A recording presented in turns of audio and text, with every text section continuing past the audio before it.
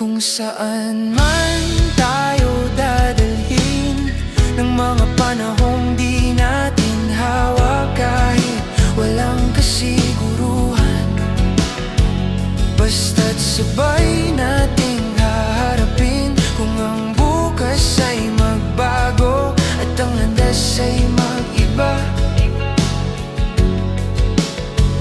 kung saan man tayo dadalhin, sabay pa rin akong lalakad.